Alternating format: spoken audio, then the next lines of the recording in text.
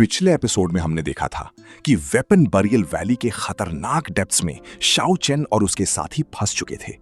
एक तरफ से वैली की दीवारें उन पर टूट पड़ने को तैयार थीं और दूसरी तरफ एक ऐसी एंशिएंट ईवल पावर जाग चुकी थी जिसके आगे सुप्रीम बीइंग्स भी कांप उठे। शाओ चेन ने अपनी जान पर खेलकर उस तूफानी बवंडर और पत्थरों के बीच एक ऐसी मिस्टीरियस चीज ढूंढ निकाली थी जो इस पूरी वैली का सबसे बड़ा राज हो सकती थी। वहीं बाइची और उनके डिवाइन वेपन्स अपने बचाव के लिए पूरी तरह से स्ट्रगल कर रहे थे। एक ऐसी जगह जहां हर कदम पर मौत का जाल बिछा हो, वहां से जिंदा बच निकलना नामुमकिन लग रहा था। लेकिन शाओ चेन की किस्मत और उसकी निगाहें उस टूटे हुए वैली वॉल के उस पार कुछ ऐसा देख चुकी थीं जो आगे चलकर इस पूरी दुनिया का इतिहास बदलने वाला था। अब आगे एपिसोड की शुरुआत में हम देखते हैं कि जाओ चेन पूरी तरह से वैली वॉल के नीचे गिरे हुए पत्थरों और मलबे के ढेर को छान मार रहा था, इस उम्मीद में कि शायद उसे यहाँ कोई नई या छिपी हुई चीज मिल जाए। हालांकि वहां बहुत सारे पत्थर के टुकड़े थे, लेकिन उसे कोई भी खास चीज नहीं मिली। आखिरकार थक हार कर जाओ चैन को अपना ये सर्च ऑपरेशन रोकना पड़ा और उसने अपने हाथ में रखे उस आधे स्टोन बोन को ध्यान से देखना शुरू किया। वो इस उम्मीद में था कि शायद वो इसके आर पार देख सके और उस स्टोन मैन के अल्टीमेट सीक्रेट को बाहर निकाल सके। बदकिस्मती से कबूतर के अंडे पिजन एग के साइज का वो स्टोन बोन किसी भी स्टोन स्किन से कवर नहीं था, इसलिए ये बता पाना बिल्कुल नामुमकिन था कि उसकी अपीयरेंस या जेंडर क्या है। ये उन पुराने टूटे हुए स्टोन मैन जैसा बिल्कुल नहीं था जो जाओ चेन को पहले मिले थे, जिनकी हड्डियों पर पत्थर की स्किन चढ़ी होती थी। शाओ चेन का पूरा ध्यान उस स्टोन मैन पर ही केंद्रित था। ठीक उसी वक्त गोल्डन डिवाइन हैल्बर्ड और ब्लैक आयरन इंसिग्निया वहां पर बहुत ज्यादा बेचैन और घबराए हुए थे, क्योंकि बाहर निकलने का सीक्रेट पाथ पूरी तरह से सील हो चुका था। लेकिन शाओ चेन के चेहरे पर शिकन तक नहीं थी। वो बिल्कुल भी चिंतित नहीं था और लगातार उस स्टोन बोन को एग्जामिन करने में लगा हुआ था। तभी वहां बाइची आया और उसने एक सजेशन देते हुए कहा, क्यों ना इस पर ग्रेट रेस्टोरेशन आर्ट का यूज किया जाए ताकि इसे रिस्टोर करके हम इसकी असली अपीयरेंस देख सकें। बाइची का इस ग्रेट रेस्टोरेशन आर्ट से ये मतलब बिल्कुल नहीं था कि वो स्टोन मैन को जिंदा कर देगा, बल्कि वो सिर्फ टेम्पोररी उसकी स्टोन स्किन को वापस लाना चाहता था ताकि उसका असली रूप सबके सामने आ सके। ठीक है, शाओ चेन तुरंत मान गया, क्योंकि वो भी स्टोन मैन के बारे में सब कुछ जानने के लिए बेकरार था। बाइची की सोल एनर्जी इतनी ज्यादा स्ट्रांग थी कि सोल कल्टीवेटर्स के बीच शायद ही कोई उसका मुकाबला कर सकता था। उसने तुरंत एक जोर की दहाड़ लगाई और उसकी सोल एनर्जी किसी तूफान की तरह उभरने लगी। उसकी आत्मा से लाखों चमकती हुई रोशनी की किरणें निकलने लगीं और उसने अपने दाहिने हाथ को आगे बढ़ाकर एक डिवाइन लाइट का बीम सीधे उस स्टोन बोन पर छोड़ दिया। डिवाइन लाइट का एक छोटा सा हिस्सा भी वेस्ट नहीं हुआ। उस स्टोन स्केलेटन ने पूरी रोशनी को अपने अंदर एब्जॉर्ब कर लिया। लेकिन इतना सब होने के बाद भी वो स्टोन स्केलेटन किसी सदियों पुराने शांत कुएं की तरह बिल्कुल शांत था। उसमें 1% का भी चेंज नहीं आया। ये देखकर बाइची थोड़ा हैरान रह गया। उसने लगातार अपनी पावर बढ़ानी शुरू की, यहां तक कि उसकी पूरी बॉडी कांपने लगी और उसकी 5th haven martial ancestor cultivation एक ही पॉइंट पर फोकस हो गई, उस स्टोन बोन पर। फिर भी हैरानी की बात यह थी कि वो स्टोन मैन बिल्कुल भी नहीं बदला। बाइची की वो विशाल सोल एनर्जी उस आधे स्टोन बोन में ऐसे समा गई जैसे समंदर में पानी की बूंद। वहां एक छोटी सी लहर भी पैदा नहीं हुई। ग्रेट रेस्टोरेशन आर्ट का उस बोन पर कोई असर नहीं हुआ, जिससे बाइची को बहुत बड़ा झटका लगा और उसने हार मान ली। इसी दौरान गोल्डन डिवाइन हैल्बर्ड और ब्लैक आयरन इंसिग्निया थोड़े शांत होने लगे और उनकी एग्जिट गायब होने की बेचैनी कम हुई। ब्लैक आयरन इंसिग्निया ने एक सवाल उठाया, आखिर ये वैली की दीवार अचानक से क्यों टूटने लगी? क्या इसे पहले से पता चल गया था कि उस आधे स्टोन मैन की स्कल बाहर आने वाली है? शाओ चेन भी इस बात से सस्पिशियस था। उसे उस हाफ स्टोन बोन का यहां मिलना बहुत अजीब लग रहा था। चलो दोबारा ध्यान से चेक करते हैं, ये कहकर शाओ चेन वैली की दीवार पर चढ़ने लगा। ऊपर पहुंचकर जहां से मलबा गिरा था, वहां उसे मुट्ठी के आकार, फिस्ट साइज का एक छोटा सा ब्लैक होल मिला, जहां से हड्डियां जमा देने वाली ठंडी हवा बाहर आ रही थी। जब उसने ध्यान से सुना तो उस ब्लैक होल से उसे देवताओं और शैतानों के रोने और चीखने की डरावनी आवाजें सुनाई दी, जो बेहद दर्दनाक और दिल दहला देने वाली थी। ये सुनते ही शाओ चेन के चेहरे का रंग उड़ गया। उसने नीचे खड़े बाइची से पूछा, तुमने क्या सुना? जिस पर बाईची ने अजीब नजरों से देखते हुए जवाब दिया, मैंने तो कुछ भी नहीं सुना। शाओ चैन इस बात से परेशान हो गया कि वहां मौजूद गॉड्स और डीमन किंग के रोने की आवाज उसे इतनी क्लियर सुनाई दे रही थी। तुम सब ऊपर आओ, उसने बुलाया। बाईची को कुछ अजीब लगा और वो ऊपर चढ़ा। ऊपर आते ही उस फिस्ट साइज्ड ब्लैक होल से आती ठंडी हवा ने बाईची जैसे सोल कल्टीवेटर के भी रोंगटे खड़े कर दिए। दोनों डिवाइन वेपन्स, गोल्डन हेल्बर्ड और टंगस्टन एनग्रेव्ड भी ऊपर आए और उन्हें भी वो भयंकर ठंडक महसूस हुई, जिससे उनके दिल दहल गए। लेकिन हैरानी की बात यह थी कि उनमें से किसी को भी वो रोने की आवाजें सुनाई नहीं दी। उन्हें बस शाओ चैन की बातों पर शक होने लगा। ये क्या हो रहा है? सिर्फ मुझे ही ये डरावनी और रोने की आवाजें क्यों सुनाई दे रही हैं? शाओ चैन सोच में पड़ गया। तभी सबकी नजर शाओ चैन के हाथ में रखे उस स्टोन बोन पर गई। बाईकी ने वो आधा स्टोन बोन अपने हाथ में लिया और अचानक उसकी बॉडी इतनी जोर से झटके खाने लगी कि वो क्लिफ से नीचे गिरते गिरते बचा। ठीक उसी वक्त शाओ चैन को वो आवाजें आना बंद हो गई, लेकिन उसे ठंड पहले से कई गुना ज्यादा लगने लगी। शाओ चैन ने बाईकी से पूछा, क्या अब तुम्हें देवताओं के रोने की आवाज सुनाई दी? बाईकी ने हैरान होकर कहा, नहीं, मुझे तो डिवाइन वेपन्स के टकराने और देवताओं के आपस में लड़ने की बहरा कर देने वाली आवाजें सुनाई दे रही हैं। शाओ चैन पूरी तरह दिमाग से घूम गया। ये आवाज उसके सुने हुए आवाज से बिल्कुल अलग थी। तभी दोनों डिवाइन वेपन्स ने कहा कि वो भी सुनना चाहते हैं। जैसे ही उन्होंने स्टोन बोन को पकड़ा, वो अजीब तरीके से चिल्लाने लगे, हो भाई, कितनी सुंदर और हॉट लड़कियां हैं, कमाल का फिगर है, लंबा कद, बिल्कुल एन्चांट कर देने वाली खूबसूरती। शाओ चैन और बाईकी उन स्क्रैप मेटल्स की ये बकवास सुनकर हक्के बक्के रह गए। शाओ चैन ने गुस्से से उस बोन को छीन लिया और उन्हें स्क्रैप मेटल कहकर गाली दी। कसम खाने के बाद भी उन वेपन्स ने यही कहा कि उन्हें कोई रोने की आवाज नहीं, बल्कि सुंदर लड़कियों का एक झुंड नजर आया था। अभी वो इस अजीब पहेली को समझ ही रहे थे कि तभी बैंग! वैली इतनी बुरी तरह कांप उठी जैसे भूकंप आ गया हो।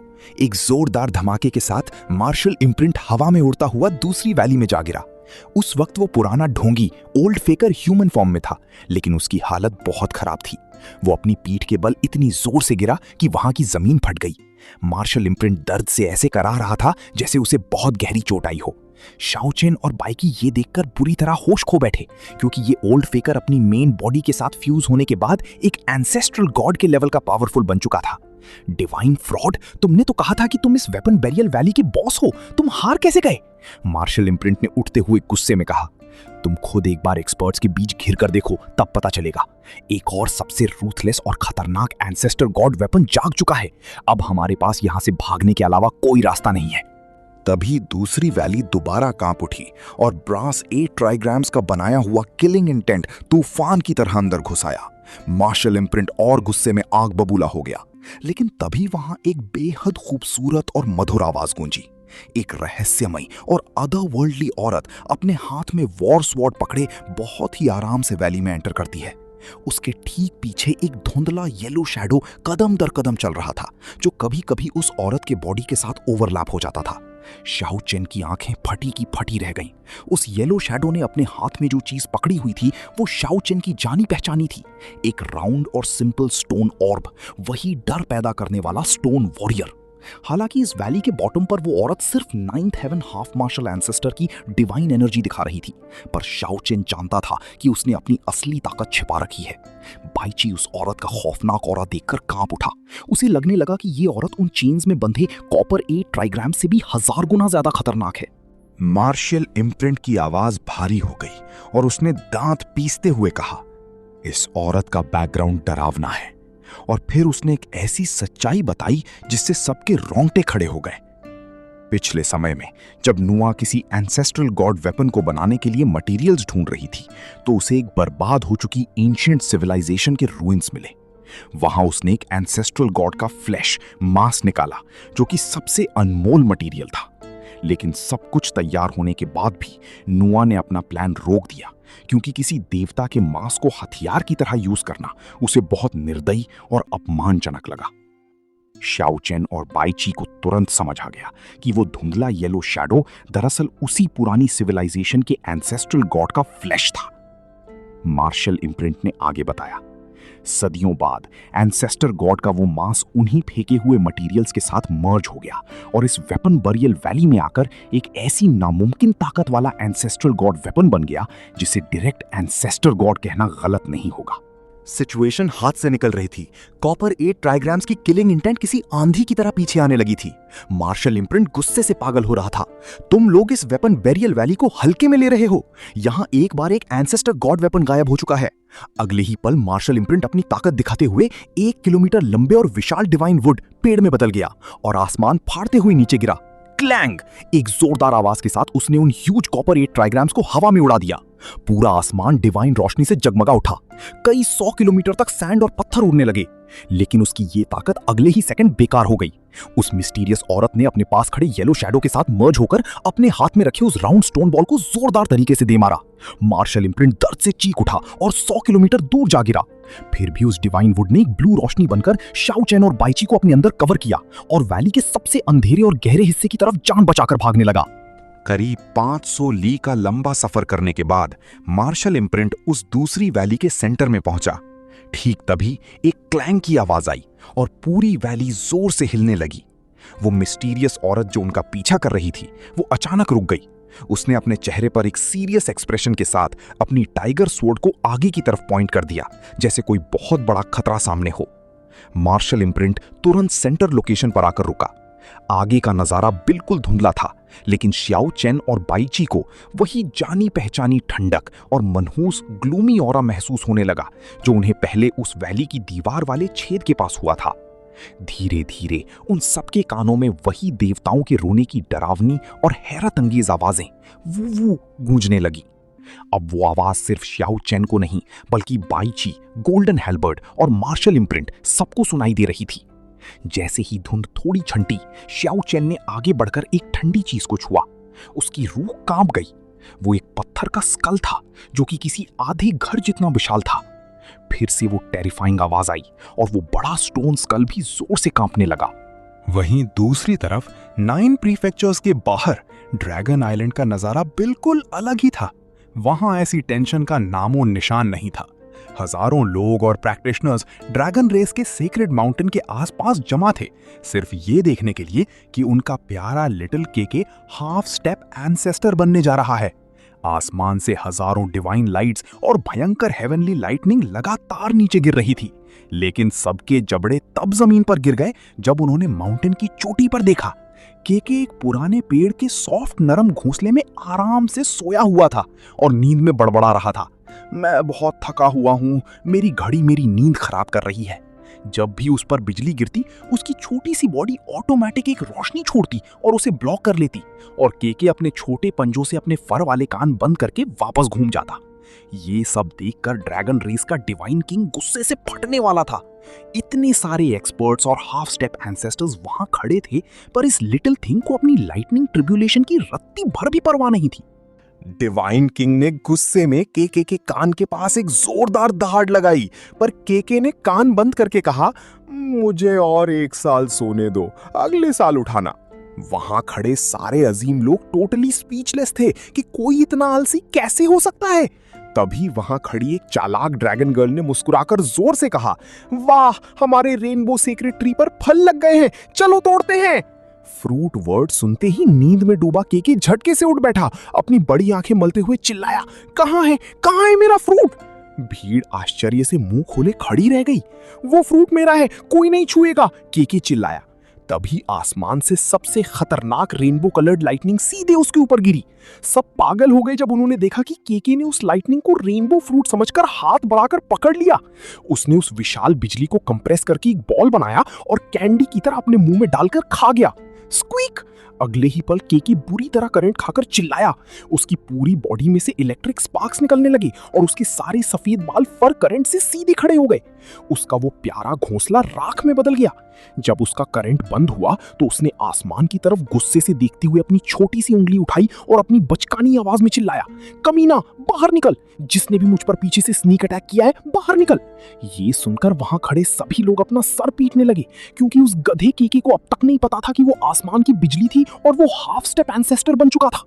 इसका आगे क्या असर होगा और चाओ चेन का उस जायंट स्कल के साथ क्या होगा, ये हम आगे देखेंगे। Wait for the next episode.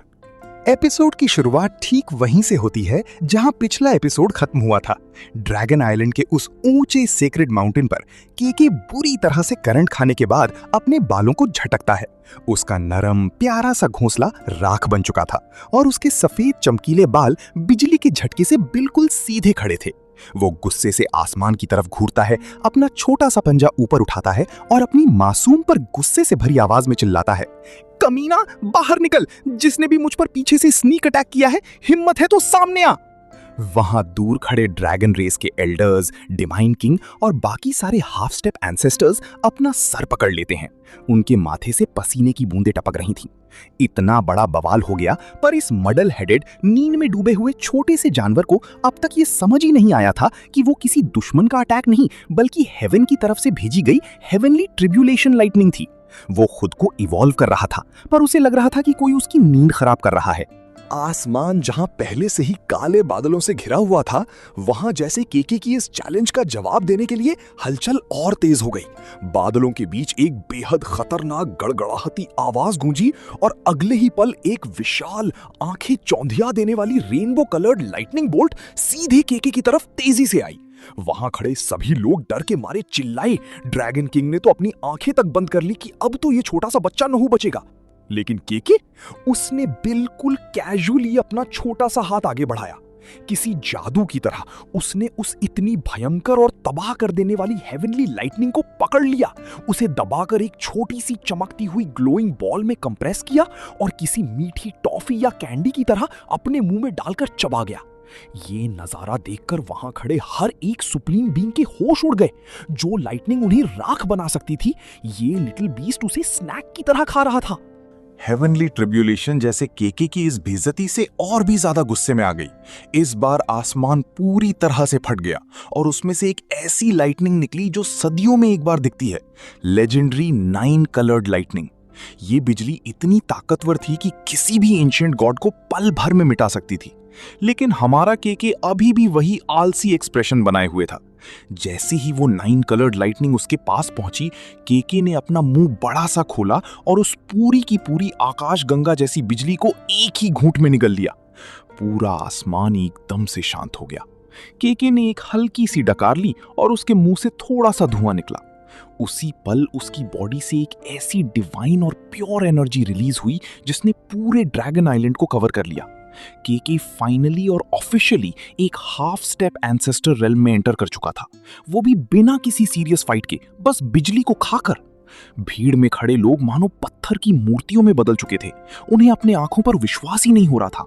Half step ancestor बनने के बाद केके ने एक बड़ी सी अंगड़ाई ली और सोचने लगा कि वापस नींद पूरी की जाए।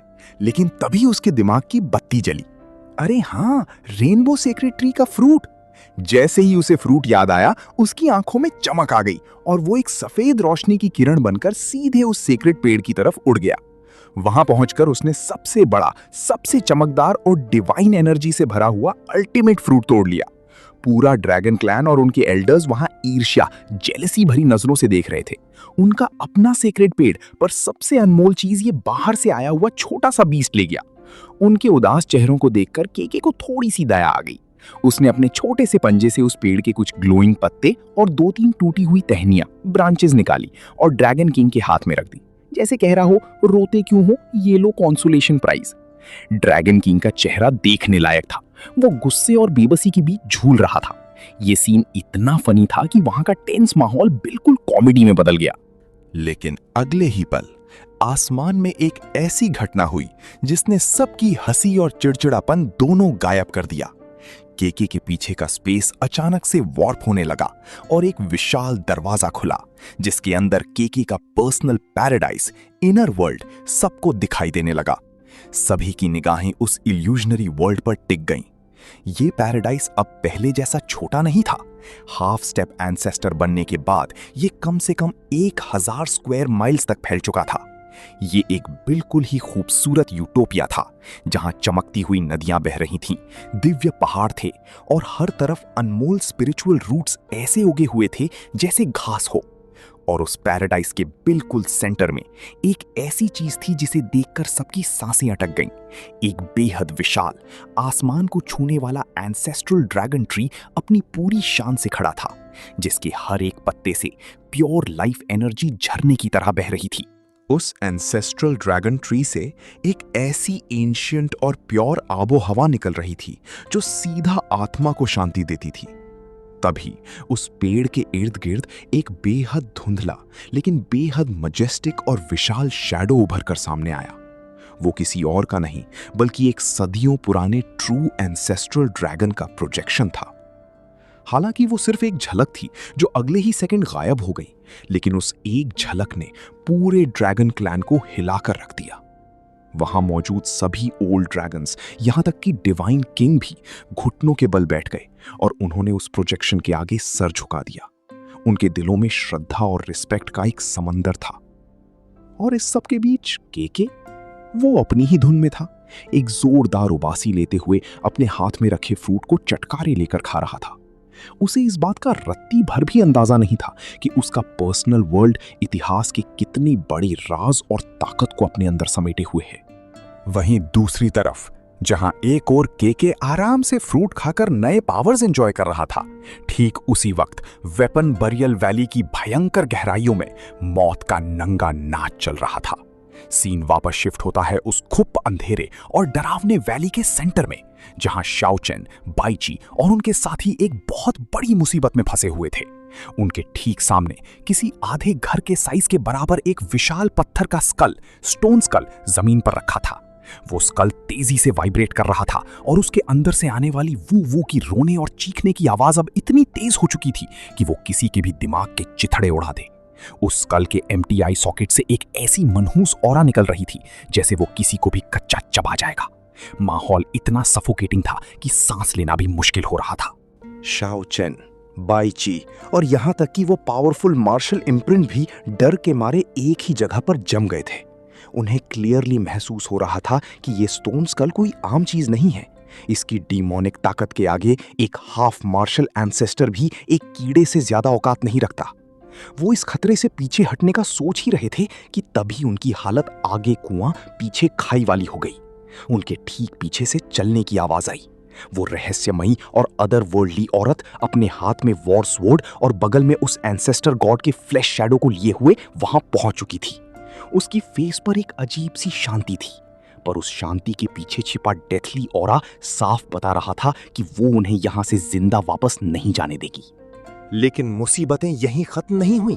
जैसे ही उन्हें लगा कि ये मिस्टीरियस औरत ही उनका अंत लिखेगी, आसमान बुरी तरह से चिर गया।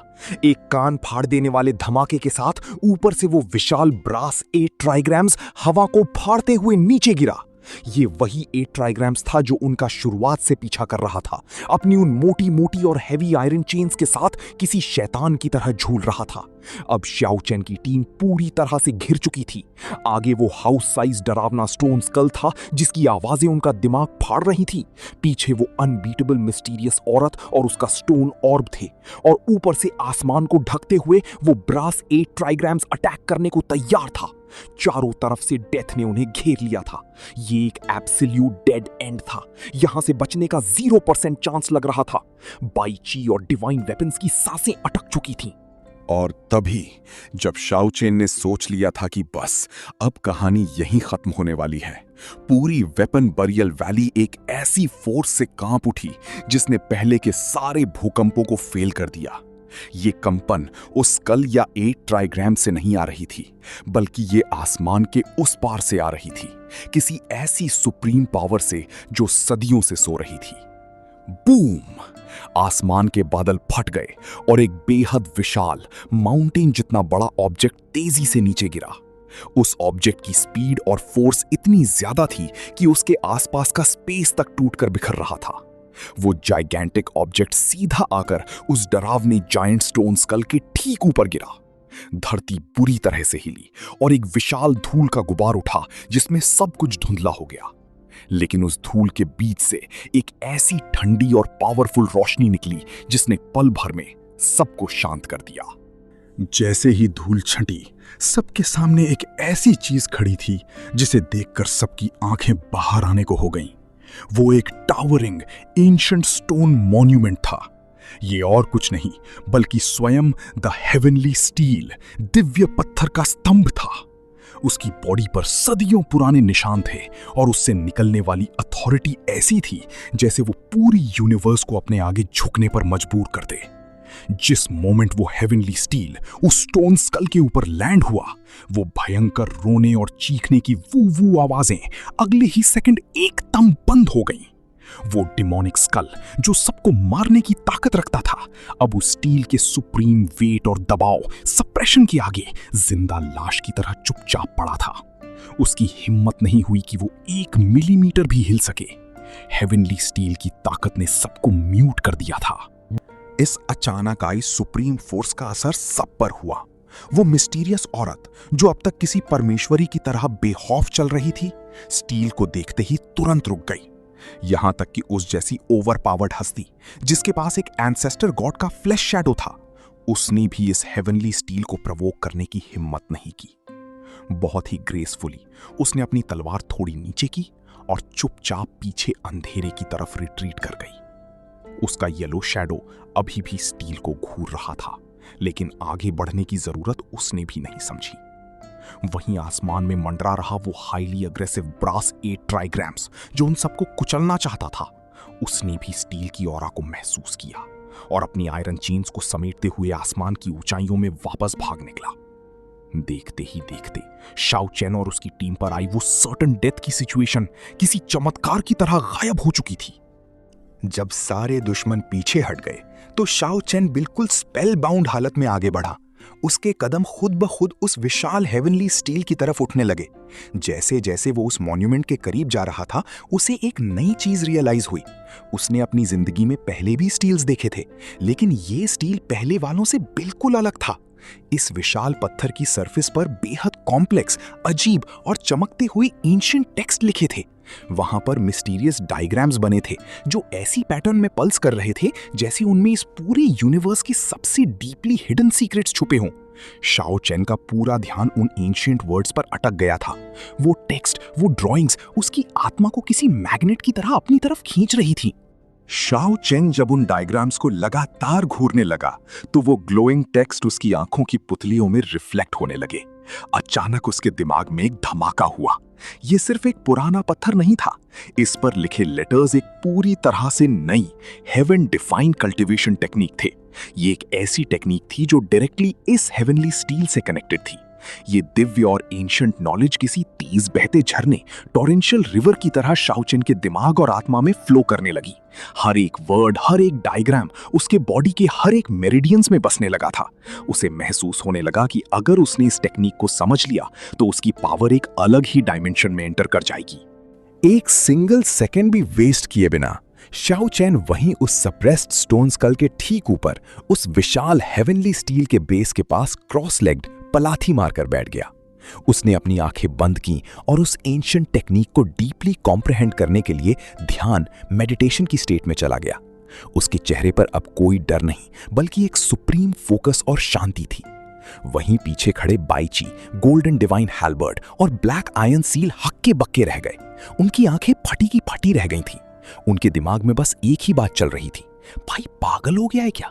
अभी अभी हमारी जान पे बनी थी, चारों तरफ दुश्मन खड़े हैं, मौत के मुंह से हम बाल बाल बचे हैं, और ये लड़का ऐसी डरावनी और अनप्रिडिक्टेबल जगह पर बैठकर नई पावर्स कल्टीवेट करने लग गया। लेकिन शाओ चेन को किसी की परवाह नहीं थी। उसकी दुनिया अब बस वो स्टील और उसकी कल्टीवेशन थी। कैसा असर दिखाएगी ये नई हेवनली स्टील टेक्निक? और क्या वो मिस्टीरियस औरत सच्ची में वापस जा चुकी है या किसी मौके की तलाश में है? ये हम जल्द ही आगे देखेंगे। Wait for the next episode. जहां पिछला एपिसोड खत्म हुआ था, ठीक वहीं से इस सीन की शुरुआत होती है। वेपन बेरियल वैली की उस मौत से भरी खामोशी के बीच शाओ चेन उस विशाल हेवनली स्टेल के ठीक नीचे उस सप्रेस्ड जायंट स्टोन स्कल के पास क्रॉस लेग्ड पलाथी मारकर बैठा हुआ था। उसका पूरा वजूद इस वक्त इस बाहरी दुनिया से पूरी तरह कट ऑफ हो चुका था। उस विशाल एंशिएंट पत्थर के स्तंभ से निकलने वाली मिस्टीरियस और मजेस्टिक रोशनी उसके चेहरे पर पड़ रही थी, जिससे उसका ऑरा किसी एंशिएंट गॉड की तरह डिवाइन लग रहा था। वहीं थोड़ी दूर खड़े बाइची, गोल्डन डिवाइन हैल्बर्ड और ब्लैक आयरन सील की सांसें अभी भी अटकी हुई थी। उनके दिमाग इस बात को प्रोसेस ही नहीं कर पा रहे थे कि कोई इंसान इतना बड़ा पागलपन कैसे कर सकता है। चारों तरफ खतरनाक दुश्मनों का जाल बिछा है। आगे वो डरावना स्टोन स्कल है जिससे थोड़ी देर पहले उनकी आत्माएं कांप रही थी, और श्याओ चैन इन सब के बीच बिल्कुल शांत बैठकर कल्टीवेशन कर रहा था। बाइची ने अपने पसीने को पोंछते हुए खुद से कहा, इस लड़के की हिम्मत को दाद देनी पड़ेगी, या फिर ये सच में मौत को गले लगाने का नया तरीका ढूंढ लाया है। गोल्डन डिवाइन हैल्बर्ड और ब्लैक आयरन सील आपस में धीमी आवाज में फुसफुसा रहे थे, क्योंकि उन्हें डर था कि उनकी थोड़ी सी भी आवाज शाओ चैन का ध्यान न भटका दे। भाई, मुझे तो अभी भी उस औरत की ऑरा महसूस हो रही है, हैल्बर्ड ने कांपते हुए कहा। उसका इशारा उस मिस्टीरियस अदरवर्ल्डली औरत की तरफ था जो अपने एंसेस्टर गॉड के फ्लैश शैडो और उस राउंड स्टोन ऑर्ब के साथ थोड़ी देर पहले ही अंधेरे में रिट्रीट हुई थी। उन्हें पता था कि वो परमानेंटली वहां से नहीं गई हैं, बल्कि किसी भूखे शिकारी की तरह अंधेरे में बैठकर बस एक सही मौके का इंतजार कर रही हैं। और आसमान में वो ब्रास 8 ट्राइग्राम्स अभी भी बादलों के बीच छिपा हुआ था। उसकी भारी भारी आयरन चेन्स के आपस में टकराने की फेंट क्लिंकिंग आवाज अभी भी वैली के सन्नाटे में गूंज रही थी। बाइची ने अपनी स्पिरिचुअल सेंसेस को मैक्सिमम लिमिट तक स्ट्रेच कर दिया और उन दोनों डिवाइन वेपन से कहा, बकवास बंद करो और गार्ड पोजीशन लो। अगर उस लड़के का कल्टीवेशन बीच में ब्रेक हुआ तो हम सबकी आत्माएं इस वैली में हमेशा के लिए दफन हो जाएंगी। वहीं दूसरी तरफ शाओ चैन की इनर कॉन्शियसनेस एक बिल्कुल ही अलग डायमेंशन में एंटर कर चुकी थी।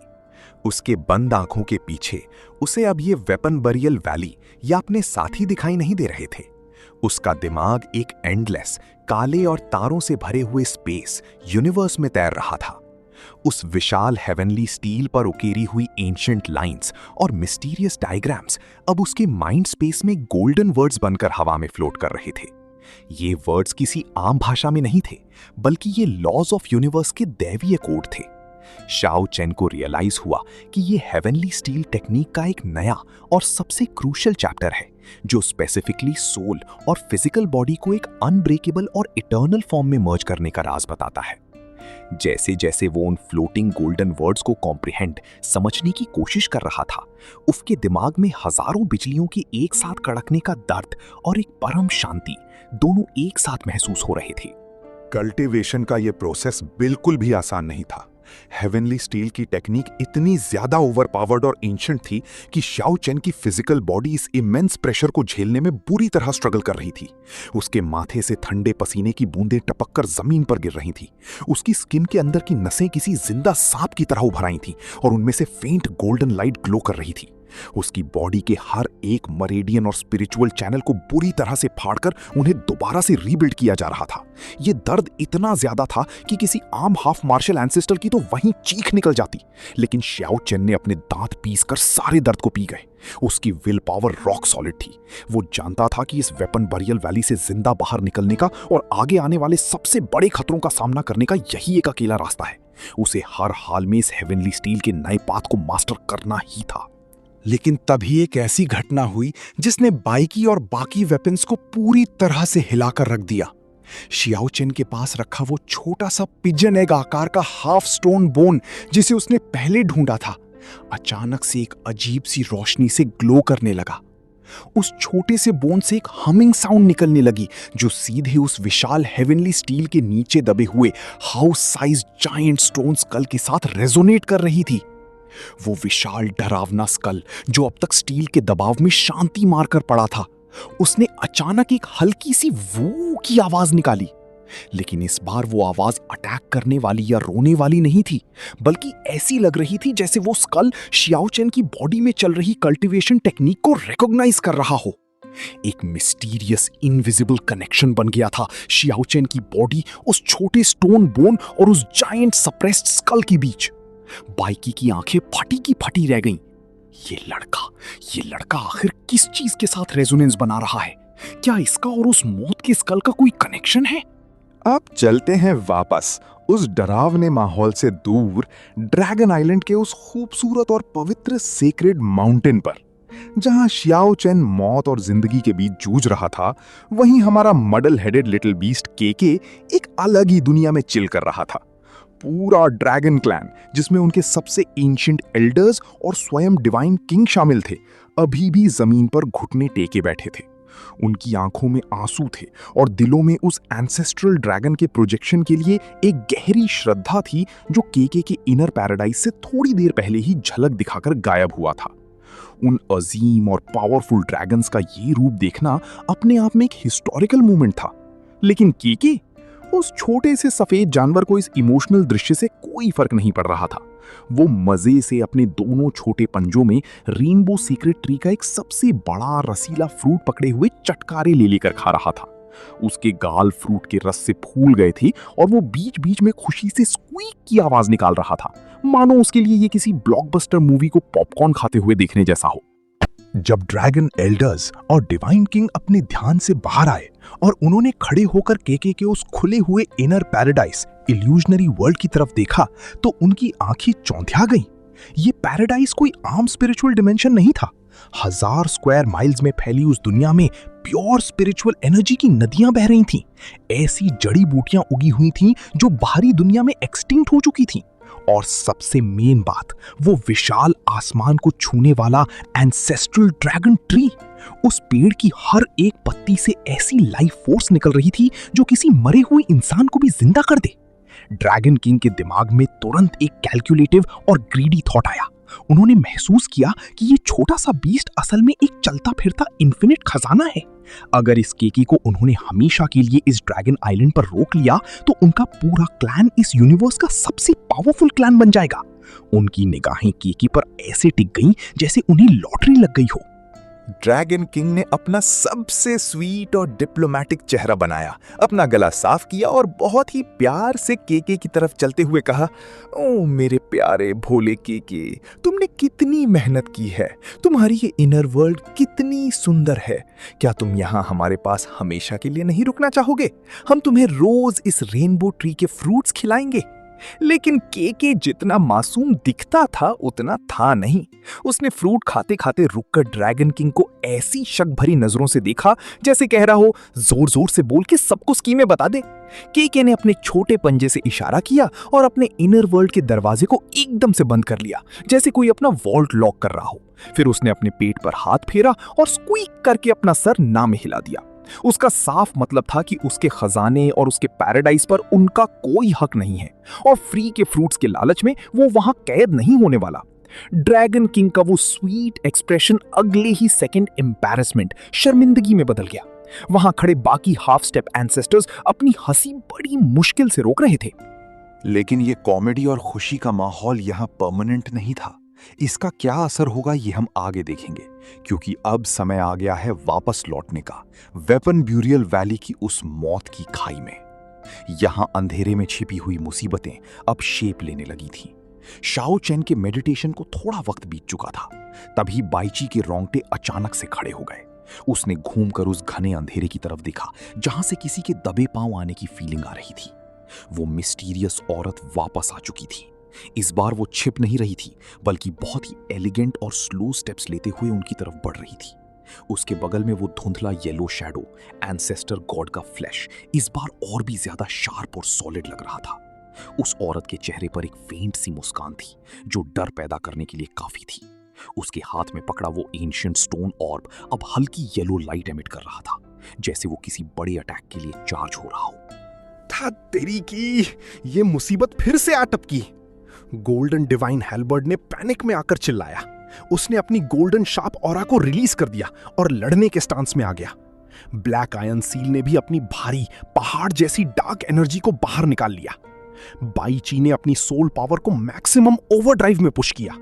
उन सबको पता था कि अगर वो तीनों मिलकर भी इस मिस्टीरियस औरत पर अटैक करें तब भी उनके जीतने के चांसेस ना के बराबर थे। लेकिन उनके पास और कोई रास्ता नहीं था। उन्हें बस किसी भी तरह से जाओ चेन के कल्टीवेशन को पूरा होने तक टाइम खरीदना था। वो औरत बिना कोई जल्दबाजी दिखाए उनके सामने आकर रुक गई। उसकी आवाज किसी मधुर म्यूजिक जैसी थी, पर उसमें जहर घुला हुआ था। तुम सभी बहुत वफादार हो, लेकिन इस वैली के रूल्स सिंपल हैं। जो चीज मेरी नहीं उसे मैं किसी और को लेने नहीं दे सकती, खासकर वो पावर जो इस हेवनली स्टील में छिपी है। उसने अपनी टाइगर सॉर्ड को धीरे से हवा में उठाया। जैसे ही उस औरत ने तलवार उठाई, आसमान में छिपे हुए ब्रास 8 ट्राइग्राम्स ने भी अपना असली रूप दिखा दिया। उसे लगा कि अगर उस औरत ने अटैक कर दिया तो शाओ चेन का सारा ट्रेजर उसके हाथ लग जाएगा।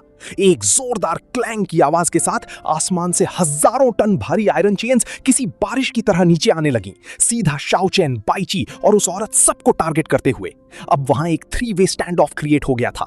8 ट्राइग्राम्स अपनी चेन से पूरी वैली को डिस्ट्रॉय करने पर तुला था। औरत अपनी सोर्ड से अल्टीमेट किल शॉट लेने वाली थी और बीच में थे बाईची और डिवाइन वेपन्स जो अपने आखिरी दम तक शाओ चेन को प्रोटेक्ट करने के लिए अपनी एनर्जी शील्ड्स बना चुके थे। ये एक एब्सोल्यूट लाइफ और डेथ सिनेरियो बन गया था। एक छोटी सी गलती और सब कुछ वहीं राख में मिल जाता। और ठीक उसी स्प्लिट सेकंड में जब मौत सबके सर पर नाच रही थी, एक ऐसी घटना हुई जिसने पूरी दुनिया का टाइम मानो फ्रीज कर दिया। शाओ चेन, जो अब तक पत्थर की मूर्ति की तरह बैठा था, उसके अंदर से अचानक एक ऐसी टेरिफाइंग और अनस्टॉपेबल एनर्जी वेव बर्स्ट हुई कि उस वेव ने ब्रास 8 ट्राइग्राम्स की सारी आयरन चेन्स को हवा में ही डिफ्लेक्ट कर दिया। बूम! एक मैसिव शॉकवेव हर डायरेक्शन में फैल गई। उस शॉकवेव का इंपैक्ट इतना ब्रूटल था कि बाईची और डिवाइन वेपन्स भी कई कदम पीछे धकेल दिए गए। मिस्टीरियस औरत को भी अपनी टाइगर सॉर्ड जमीन में गाड़कर खुद को बैलेंस करना पड़ा। जब धूल छंटी तो नजारा पूरी तरह से बदल चुका था। शाओ चेन की पूरी स्किन अब एक फेंट ट्रांसपेरेंट गोल्डन कलर से ग्लो कर रही थी, जैसे उसने किसी इनविंसिबल गॉड का आर्मर पहन लिया हो। और उसके ठीक पीछे हवा में एक इल्यूजनरी लेकिन बेहद क्लियर फैंटम इमेज फ्लोट कर रही थी, स्वयं द हेवनली स्टील की इमेज। वो हेवनली स्टील का फैंटम धीरे धीरे शाओ चेन की स्पाइन, रीढ़ की हड्डी के साथ मर्ज हो रहा था। हर 1 इंच मर्जिंग के साथ शाओ चेन की डिवाइन एनर्जी एक्सपोनेंशियल स्पीड से मल्टीप्लाई हो रही थी। उसकी ऑरा किसी हाफ मार्शल एंसेस्टर की नहीं, बल्कि उससे कई गुना हायर टियर की सुप्रीम बीइंग जैसी लगने लगी थी। हवा में उसके मेरिडियंस और एक्यूपंक्चर पॉइंट से निकलती हुई स्पिरिचुअल पावर ऐसी लग रही थी जैसे हजारों छोटे छोटे ड्रैगन्स उसके आसपास घूम रहे हों। नीचे दबा हुआ वो जायंट स्टोन स्कल भी अब जोर जोर से वाइब्रेट करने लगा था, पर इस बार ऑपोजिशन में नहीं, बल्कि सबमिसिवनेस, झुकने में, जैसे उस स्कल ने भी शाओ चेन को अपना मास्टर मान लिया हो। शाओ चेन ने वो नई cultivation technique finally successfully comprehend कर ली थी। उसकी क्लोज्ड आंखें अभी तक खुली नहीं थी, पर उसकी प्रेजेंस इस पूरी वैली के हर एक इंच पर डोमिनेट कर रही थी। अचानक शाओ चेन ने अपनी आंखें खोली। उन आंखों में अब पहले वाली चमक नहीं थी, बल्कि यूनिवर्स की डीपेस्ट मिस्ट्रीज और लॉज की एक ठंडी एब्सोल्यूट पावर झलक रही थी। उसने अपना सिर उठाया और उसकी गेज, नजर इतनी शार्प थी कि हवा में उड़ते हुए ब्रास 8 ट्राइग्राम्स को भी पीछे हटने पर मजबूर होना पड़ा। उसने जमीन से आराम से स्टैंड लिया। उसके उठते ही उसकी बॉडी के अंदर से जॉइंट्स की क्रैकलिंग आवाज आई, जो किसी तूफान की आहट जैसी थी। उसकी स्किन पर बने गोल्डन एंशिएंट कैरेक्टर्स उसकी पावर को सर्टिफाई कर रहे थे। शाओ चेन ने अंधेरे में खड़ी उस मिस्टीरियस औरत और आसमान में मंडरा रहे ब्रास 8 ट्राइग्राम्स को पूरी कमांड और एरोगेंस के साथ देखा। एक फेंट कॉन्फिडेंट मुस्कान उसके होठों पर आ गई। उसने अपने दोनों हाथ पीछे किए और उसकी डीप गूंजती हुई आवाज पूरी वेपन बरियल वैली को हिलाकर रख देने के लिए काफी थी। जो भी अंधेरे में छुपे हैं या आसमान में मंडरा रहे हैं, अगर मेरी जान लेने का इतना ही शौक है तो अब सामने आने का वक्त आ गया है। मैं शाओ चेन अब यहां पूरी तरह से तैयार हूं। उसकी इस ओपन चैलेंज के बाद वैली का माहौल किसी गन पाउडर बैरल की तरह हो गया, जो बस फटने ही वाला था। मिस्टीरियस औरत की आंखों में एक डेंजरस चमक आई और ब्रास 8 ट्राइग्राम्स ने अपनी चेन्स को दोबारा से टाइट करना शुरू किया। क्या शाओ चेन की नई पावर इन सदियों पुराने एंसेस्टर गॉड वेपन्स के आगे टिक पाएगी? इस महायुद्ध का नतीजा क्या होगा, ये हम देखेंगे अगले एपिसोड में। एपिसोड की शुरुआत एक बेहद ही एक्सप्लोसिव और यूनिवर्स शैटरिंग सीन से होती है। पिछले एपिसोड में हमने देखा था कि शाओ चेन ने अपनी नई पावर के साथ उन सभी एंसेस्ट्रल गॉड वेपन्स और उस मिस्टीरियस औरत को ओपन चैलेंज किया था, लेकिन उसके इस चैलेंज से जो एनर्जी रिलीज हुई और उस वेपन बरियल वैली में सदियों से दबी हुई जो सुप्रीम पावर्स आपस में टकराई, उसने वहां के स्पेस टाइम के स्ट्रक्चर को ही फाड़ कर रख दिया। एक कान फाड़ देने वाले धमाके के साथ रियलिटी का पर्दा चिर गया और वहां एक विशाल, भयंकर केओटिक स्पेस टाइम रिफ्ट, अंतरिक्ष और समय की खाई खुल गई। शाओ चेन, बाईची, मार्शल इम्प्रिंट और दोनों डिवाइन वेपन्स इससे पहले कि कुछ समझ पाते वो उस कियोटिक तूफान के अंदर खींच लिए गए। उसी वक्त उस रिफ्ट के दूसरे छोर पर शाओ चेन को एक झलक दिखाई दी। लुन हुई वांग और उसके दो साथी मिलकर चिंगचिंग का पीछा कर रहे थे। शाओ चेन मदद के लिए आगे बढ़ना चाहता था, लेकिन उस कियोटिक रिफ्ट में सब कुछ इतना अनकोऑर्डिनेटेड और अजीब था कि वो चाहकर भी उन तक नहीं पहुंच सका। इस केओटिक स्पेस टाइम डायमेंशन में फंसने के बाद सब कुछ बिल्कुल बदल चुका था। यहाँ फिजिकल डिस्टेंस और टाइम का कोई आम नियम काम नहीं करता था। मार्शल इम्प्रिंट ने सीरियस होते हुए कहा, जो फासला तुम्हें यहाँ कुछ मीलों का लग रहा है, हो सकता है रियलिटी में वो फासला तय करने में तुम्हें 100 साल से भी ज्यादा का वक्त लग जाए। ये सुनकर शाओ चेन और उसके साथियों को एहसास हुआ कि वो कितनी बड़ी मुसीबत में फंस चुके हैं। चिंगचिंग और लुनहुई वांग उन्हें दिख तो रहे थे, पर वो उनसे सदियों दूर थे। ये जगह एक भूल भुलैया की तरह थी, जहां चारों तरफ सिर्फ तैरते हुए पहाड़, टूटे हुए आइलैंड्स और अजीबोगरीब डायमेंशंस का कचरा उड़ रहा था। हर थोड़ी देर में स्पेस से एक ऐसी डरावनी किलिंग इंटेंट या मार देने वाली ऑरा गुजरती थी जो उनकी रूह तक को कपा देती थी। उन्हें समझ नहीं आ रहा था कि इस मौत के कुएं से बाहर निकलने का रास्ता कहां है। वो लोग इस एंडलेस डार्क डायमेंशन में एमलेसली तैर ही रहे थे कि तभी छी, एक ऐसी रोशनी चमकी जिसने उनकी आंखों को पूरी तरह से अंधा कर दिया। एक बेहद टेरिफाइंग और मैसिव सेबर रे तलवार की किरण ने उस केओटिक स्पेस को फाड़ते हुए सीधा उनकी तरफ रुख किया। उस एक सिंगल सेबर अटैक के अंदर इतनी ज्यादा टिरानिकल और डिस्ट्रक्टिव पावर थी कि उसे देखते ही ऐसा लगा जैसे इस यूनिवर्स का डूम्सडे आ गया हो। शाओ चेन और बाईची के सोल्स बुरी तरह से कांपने लगे। यहां तक कि एंसेस्टर गॉड लेवल का वो मार्शल इम्प्रिंट ओल्ड फेकर भी उस अटैक का डिवाइन माइट देखकर पीले पड़ गया। ये एक ऐसी पावर थी जो किसी एंसेस्टर गॉड को भी हिलाकर रख दे।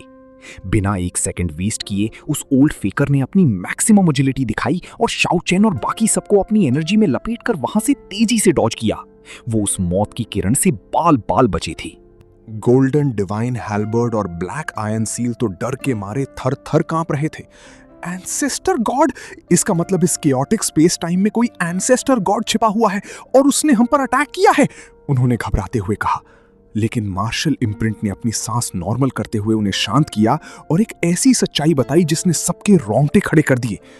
ज्यादा मत सोचो, ये किसी ने अभी हम पर अटैक नहीं किया है। ये जो सेबर की किरण अभी हमारे पास से गुजरी है, ये स्पेस टाइम को क्रॉस करके आई है। हो सकता है ये अटैक किसी सुप्रीम बीइंग ने कई 100 साल या शायद हजारों लाखों साल पहले किया हो। ये सुनते ही शाओ चेन को इस जगह की असली खौफनाक रियलिटी समझ आई। यहाँ वक्त की कोई कीमत नहीं थी।